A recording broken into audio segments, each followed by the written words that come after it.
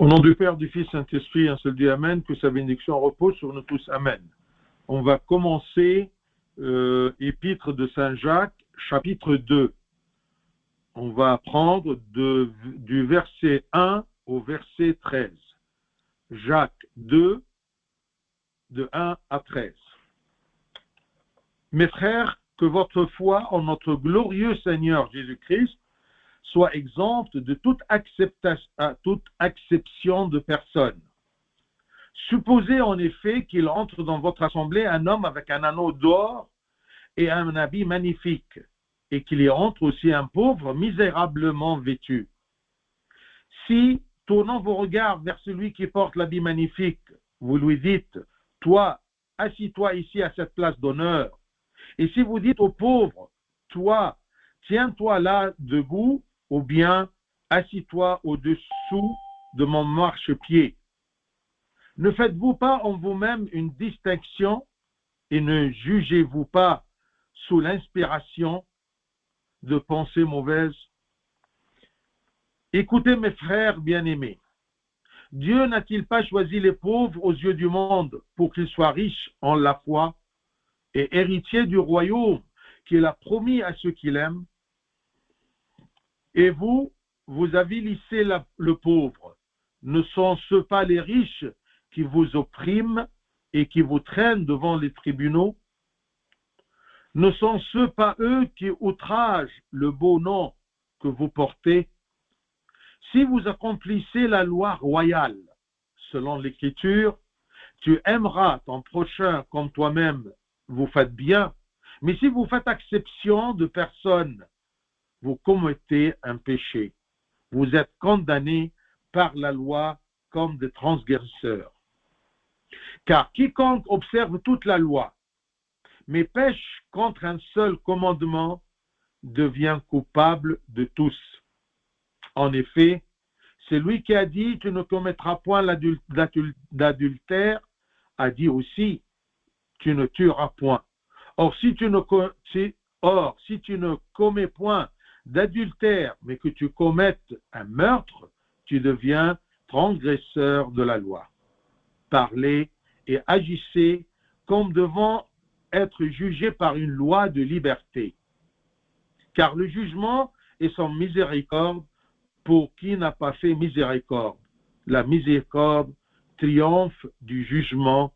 Gloire à toi, Seigneur, éternellement. Amen. Donc, Saint Paul explique là que pas toute croyance est saine et vraie. Pas toute croyance peut sauver son adepte. Parce qu'il y a une croyance, il y a une foi droite, vraie, et il y a une foi fausse, tordue. Elle n'est pas droite, elle n'est pas vraie. Alors il commence à nous dire, mes frères, que votre foi en notre glorieux Seigneur Jésus-Christ, mes frères, nous sommes tous frères, car le baptême donne aux croyants une nouvelle naissance. Ainsi, ils deviennent tous des frères, sans discrimination ou préjugés ou préférences.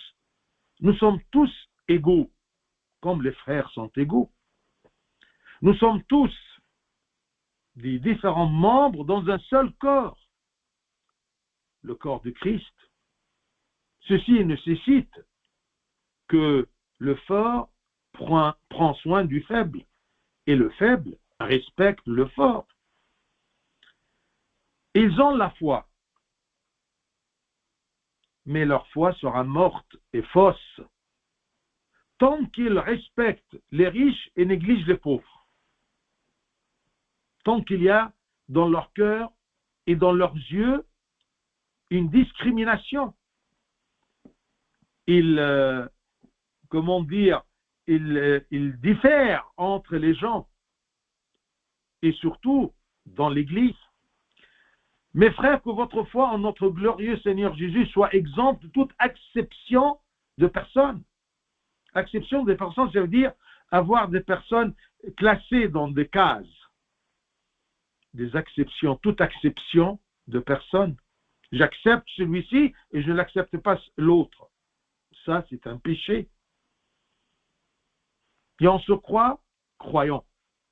Eh bien, notre foi n'est pas une foi droite, n'est pas une foi vraie. Il y a quelque chose qui cloche là-dedans. Et il explique, tant que les gens à l'église, ils commencent à respecter les riches et négliger les pauvres, eh bien, ce sont des gens dont la foi est faible, est morte, et amputée. Elle n'est pas une foi réelle. Bien sûr, ici, il a pris la différence entre riches et pauvres, mais on peut être discriminateur dans des autres attributs. Peut-être chic et pas chic, peut-être pauvre, peut-être simple d'esprit, une personne très intelligente. Il y a beaucoup des éléments qui nous mènent à la discrimination, à l'acception des personnes. C'est un mot un peu bizarre, c'est une traduction, d'accord, de français, de toute acception de personne. La vraie foi, il y est toujours à l'amour pour tous, car notre glorieux Seigneur ne favorise personne aux cieux, mais glorifie tous avec lui, tous ses enfants, tous les croyants. Et bien sûr, glorifie chacun selon les œuvres de chacun, sans regarder à son poste ou à ses biens ou à ses capacités mondaines. Ce n'est pas ça les mesures de Dieu. Et remarquez bien ce terme-là, notre glorieux, que votre foi en notre glorieux Seigneur Jésus-Christ. Glorieux notre Seigneur Jésus-Christ, ça nous aide à comprendre que toute gloire est néant en la comparant à la vraie gloire céleste. Que rien de gloire terrestre nous attire ou nous influence. On doit élever toujours nos yeux vers la vraie gloire, la gloire céleste.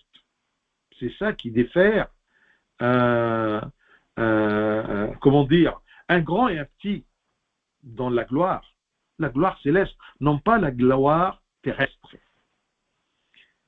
Que votre foi en notre glorieux Seigneur Jésus-Christ, nous avons maintenant, disons, un repère de gloire. C'est la gloire de Dieu, la gloire céleste. Parce que n'importe quelle gloire, comme Saint Jacques nous a dit dans le premier chapitre, c'est rien. Ce n'est pas vrai. Quand il nous a dit dans le premier chapitre, si vous vous rappelez bien, Jacques 1, 10, 11, que le riche, au contraire, se glorifie de son humiliation, car il passera comme la fleur de l'herbe. La gloire d'un riche, c'est comme la fleur de l'herbe. On a dit ça auparavant. Le soleil s'est levé avec sa chaleur ardente, il a desséché l'herbe, sa fleur est tombée, et la beauté de son aspect a disparu. La gloire de ce riche va disparaître. Ainsi le riche se flétrira dans ses entreprises. Donc, la vraie gloire, c'est la gloire durable, la gloire céleste. Mais tous les fleurs que nous avons sur nos épaules comme gloire, ça passera.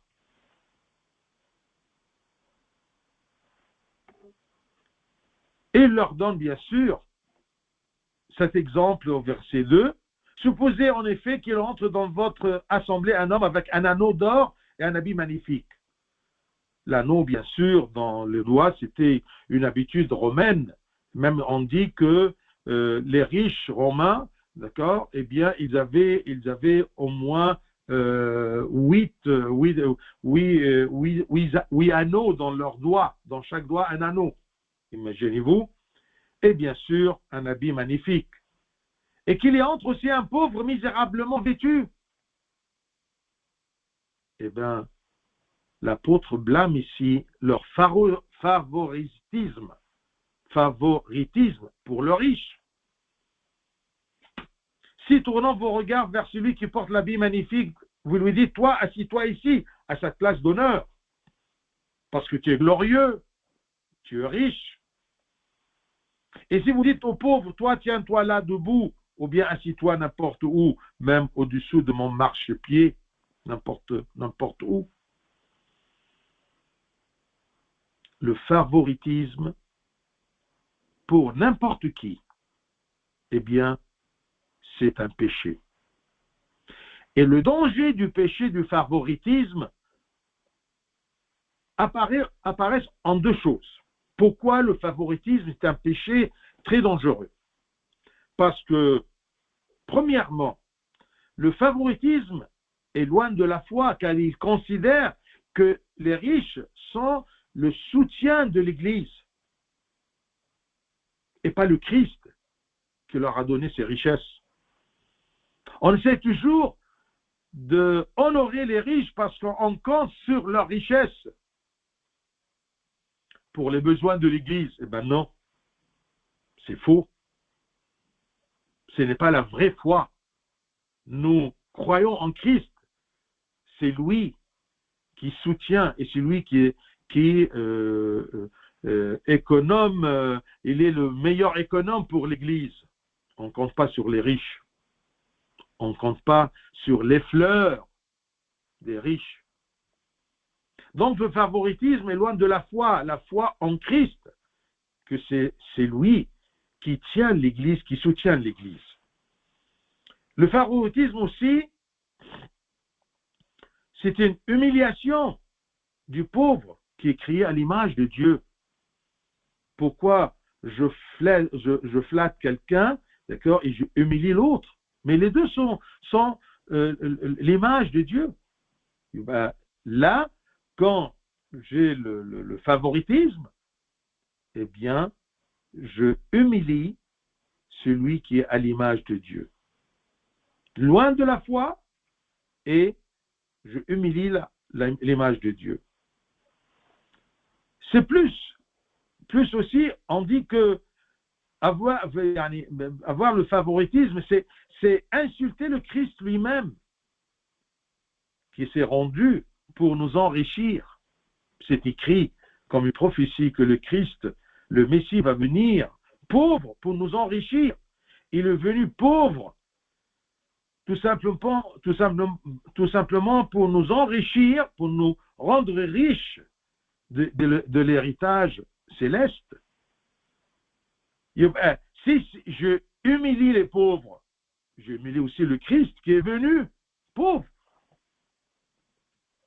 On dit un jour, comme les gens, ils ont humilié le Christ. Marc 6,3, c'est écrit que les gens disaient, n'est-ce pas le charpentier, le fils de Marie, ce pauvre-là? Regardez, ils ont humilié le Christ parce qu'il était pauvre. Alors, si tu humilies les pauvres aujourd'hui, c'est-à-dire que tu humilies le Christ qui est venu pauvre, qui a choisi d'être pauvre parmi les hommes pour les enrichir avec la gloire et le salut céleste. C'est un abaissement pour des frères en foi. Nous sommes tous des frères dans le seul corps, dans la foi. Vous savez, quand on dit c'est mon frère dans l'humanité, c'est mon frère dans la foi. Il a la même foi que moi.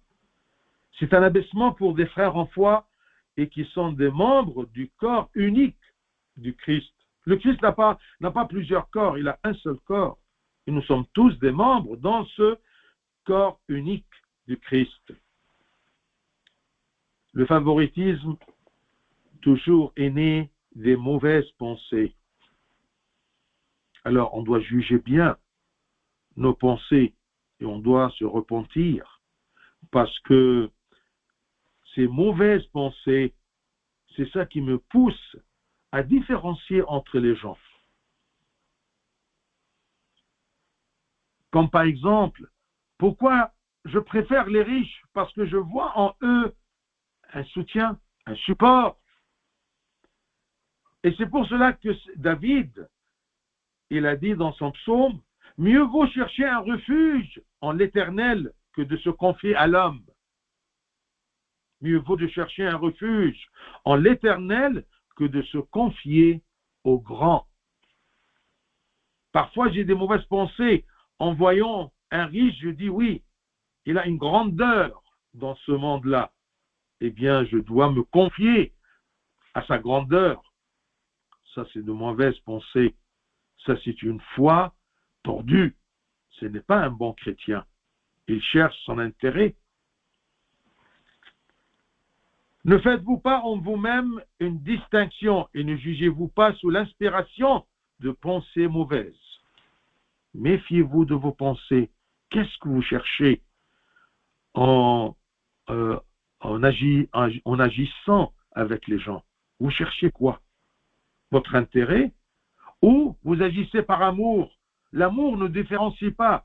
L'amour de l'autrui ne voit jamais ou ne pratique jamais le favoritisme. Écoutez mes frères bien-aimés, verset 5.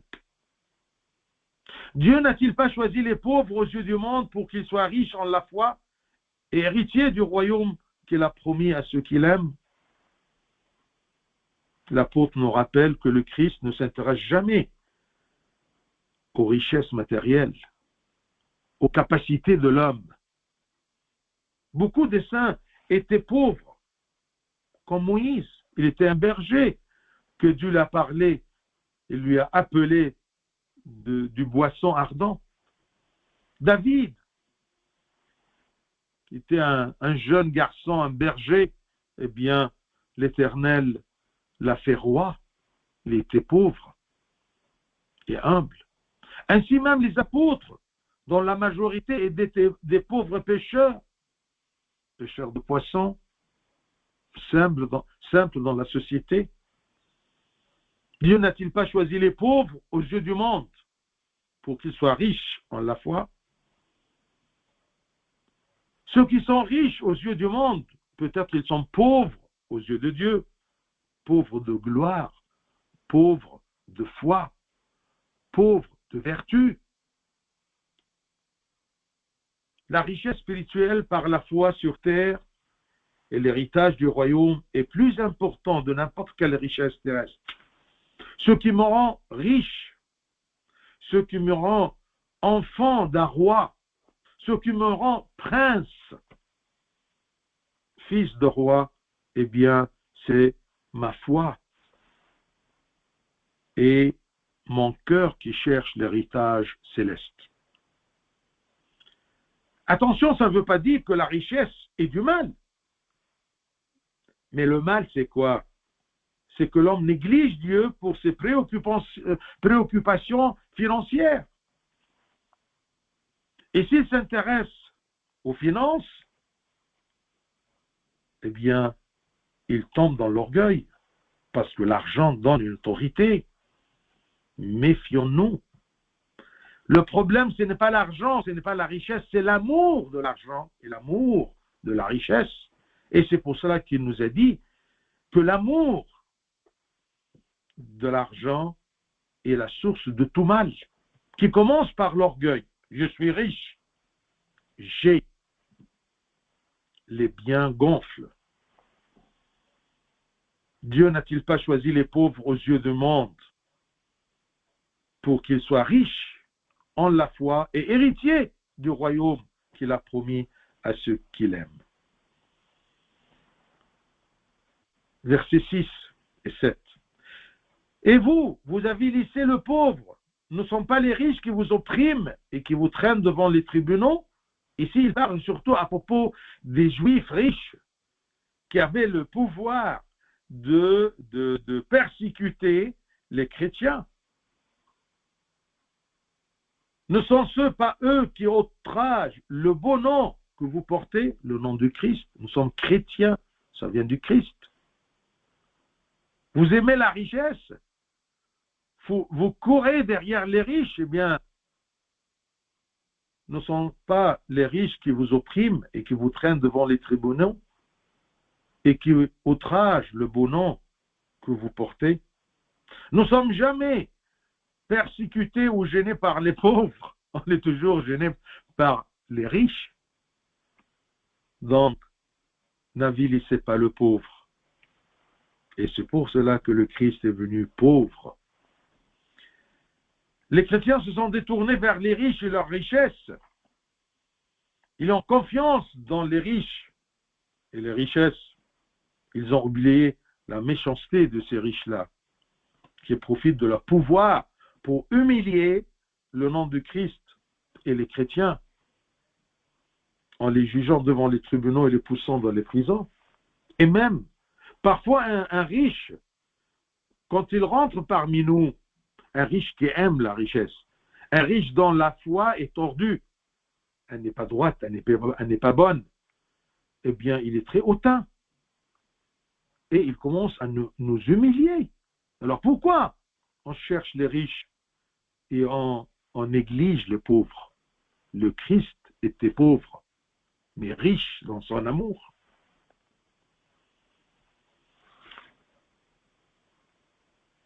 Ensuite, du verset 8 jusqu'à 13, eh bien, il va parler à propos de l'amour vers les autres, la piété vers les autres. Et il nous commence à nous apprendre un principe. Si vous accomplissez la loi royale, regardez, il y a la loi de Moïse qui n'était pas capable à sauver l'homme, à le justifier aux yeux de Dieu. Mais il y a maintenant, nous sommes privilégiés d'avoir la loi royale, la loi de notre roi, le Christ, Christ roi. Alors si vous accomplissez la loi royale selon l'Écriture, selon la parole de Dieu, tu aimeras ton prochain comme toi-même. C'est quelque chose de bien, vous faites bien. Mais si vous faites acception de personnes, si vous différenciez entre les gens, si vous faites une discrimination, vous commettez un péché, comme on a vu. Vous êtes condamnés par la loi comme des transgresseurs. Parce qu'on ne peut pas faire exception de personnes, de différencier entre les gens, et on dit que j'aime mon prochain. Ça ne marche pas. Et ben, je suis transgresseur. Parce que là, c'est le principe, verset 10. Car quiconque observe toute la loi, mais pêche contre un seul commandement, devient coupable de tous. Ah, c'est difficile. Mais attention, il y a ici une petite nuance. Car quiconque observe toute la loi, mais pêche avec résistance, avec insistance, contre un seul commandement, je ne veux pas me repentir, parce que j'en profite de cette transgression, de ce péché, devient coupable de tous, parce que son cœur n'est pas pur. Ce n'est pas tout simplement à la lettre, mais pêche contre un seul commandement. Non, pêche contre un seul commandement avec insistance. Je peux accepter tout, mais sauf ceci. Puisque tu tiens à ceci, eh bien, tu n'as pas un cœur qui suit la loi royale. Tu choisis ce qui te convient et ce qui ne te convient pas, tu le laisses tomber. Alors tu fais une sélection des commandements de Dieu. Parce que si je transgresse par faiblesse, et je connais et j'essaye de me relever, ça c'est autre chose. Qui est parfait? Personne. Mais on essaye. Vous voyez la nuance. Si tu mais pêches contre un seul commandement, tu pêches contre un seul commandement, mais de cette façon-là, je ne veux pas me repentir pour cette transgression, pour ce commandement.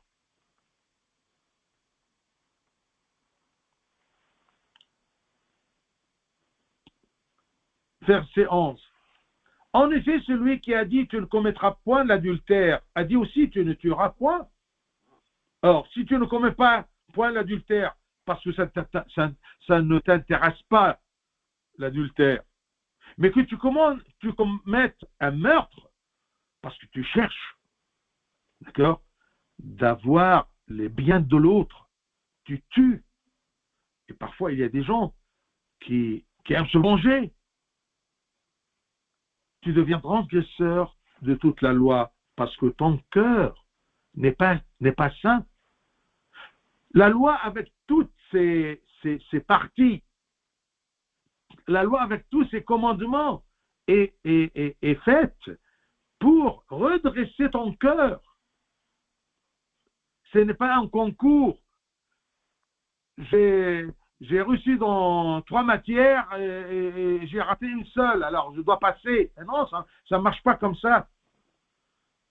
Quoique, parfois, si je cale dans une matière, je cale toute l'année. Ah, on trouve même ça, c'est la loi mondaine. Donc, si je pèse contre un seul commandement, par méditation, par insistance, je deviens coupable dans tous les commandements. Je suis transgresseur de la loi royale. Parlez et agissez, verset 12. Parlez et agissez comme devant être jugés par une loi de liberté. Ces commandements-là doivent me donner cette liberté-là. Si je n'ai pas cette liberté, c'est-à-dire il n'y a rien qui me séduit, il n'y a rien qui me rend esclave, j'essaye de faire le mieux, mais rien ne me rend esclave. Parce que c'est une loi de liberté. Elle donne une liberté du cœur. Je lutte toujours, mais rien m'a servi. Rien me sert comme esclave. Parlez et agissez comme devant être jugés par une loi de liberté. La loi du Christ, c'est une loi royale qui est l'amour. Comment veux-tu que tu ne commets pas l'adultère par amour et tu tues? Par amour? Non, il n'y a pas d'amour. Et si la loi, c'est la loi de la liberté, la loi d'amour d'aimer les autres, eh bien, tu ne pourras pas si tu suis un commandement et tu ne suis pas l'autre. Et puisque la loi du Christ, la loi royale, c'est une loi d'amour, alors ceci nous pousse à aimer tout ce qui nous entoure, selon la loi du Christ. Tu aimeras ton prochain comme toi-même. Comment je humilie le pauvre et je préfère le riche? Comment j'aime celui qui est intelligent et celui qui est simple d'esprit, je le néglige? Non, je respecte tous les gens. J'aime tous les gens. La discrimination est contre la loi d'amour. C'est pour cela que c'est un grand péché. Ne vous justifiez pas en suivant beaucoup de commandements et de pratiques dans l'Église, mais vous transgressez la plus importante chose, qui est l'amour des autres. Tous tes actes, toutes tes pensées doivent être couronnés par ceci. L'amour. J'aime. Et si je n'arrive pas à aimer, je demande à Dieu, parce que Dieu est amour. Comment veux-tu avoir Dieu dans ton cœur qui est amour et tu n'arrives pas à aimer? Et si tu aimes ceux qui vous aiment, et si tu aimes ceux qui t'aiment, à quoi bon? Eh bien, les mauvais, ils font la même chose. Ils aiment ceux qui les aiment.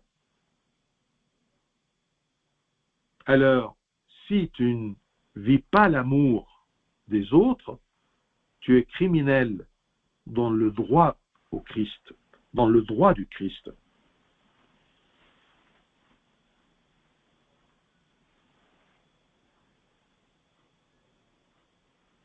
Verset 13, il commence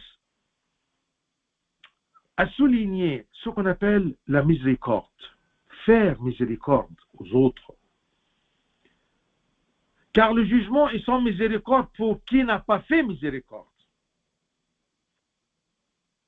Fais miséricorde pour ton frère et renonce à ton droit. Imagine-toi, c'est ça l'amour. Même avoir ton droit, c'est juste. Et c'est la justice qui te donne ton droit. Eh bien, renonce à ton droit pour être miséricorde de ton frère. Ton droit, c'est de prendre cette dette-là, la dette de l'autre envers toi. C'est ton droit. La justice te donne ça. Et la justice demande à l'autre de donner sa dette envers toi.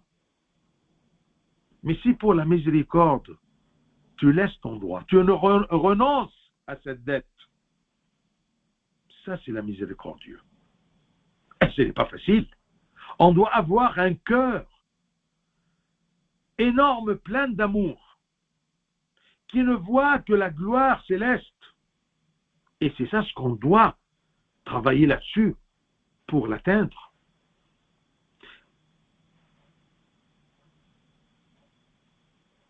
Car le jugement, car la justice est sans miséricorde pour qui n'a pas fait miséricorde. Est-ce que moi et toi, nous avons besoin de la justice de Dieu ou de la miséricorde de Dieu? Hein? Si je te demande de faire le choix, tu vas choisir quoi? Tu vas crier à Dieu pour demander justice ou tu vas demander à Dieu sa miséricorde? Sûrement sa miséricorde. Car le jugement est sans miséricorde pour qui n'a pas fait miséricorde. Parce que la miséricorde triomphe du jugement. Elle est au-dessus de la justice. C'est facile de juger. C'est facile de connaître la justice. Mais la miséricorde triomphe du jugement et de la justice. C'est facile de juger selon la justice. Mais c'est difficile de faire miséricorde. Parce qu'on a besoin d'une source d'amour pour penser à la miséricorde avant la justice et le jugement. C'est la miséricorde qui sauvera le jour du jugement, car nous serons tous coupables. Et la justice sera contre nous. On va crier vers Dieu pour qu'il nous fait miséricorde. C'est pour cela que le Christ même, sur la montagne, dans son sermon, il a dit « Heureux les miséricordieux, car ils obtiendront miséricorde. » Alors, tu veux, le jour du jugement, obtenir de la miséricorde ou de la justice? Heureux les miséricordieux, car ils obtiendront miséricorde. Celui qui aura son droit de son frère par justice, il ne lui fera pas miséricorde, perdra la miséricorde de Dieu. Je répète ceci. Celui qui aura son droit de son frère par justice, il ne lui fera pas miséricorde, perdra la miséricorde de Dieu. C'est bien d'avoir ton droit, mais à quoi bon? Ce qui compte, c'est la miséricorde. Alors, sois miséricorde pour que tu puisses obtenir la miséricorde de Dieu. Celui qui ne fera pas de miséricorde à l'autre, en favorisant le riche et en humiliant le pauvre, perdra la miséricorde de Dieu. Car le jugement est sans miséricorde pour qui n'a pas fait miséricorde. La miséricorde triomphe du jugement. Que Dieu nous donne ce cœur qui peut aimer jusqu'à triompher la miséricorde du jugement. Gloire au Seigneur éternellement. Amen.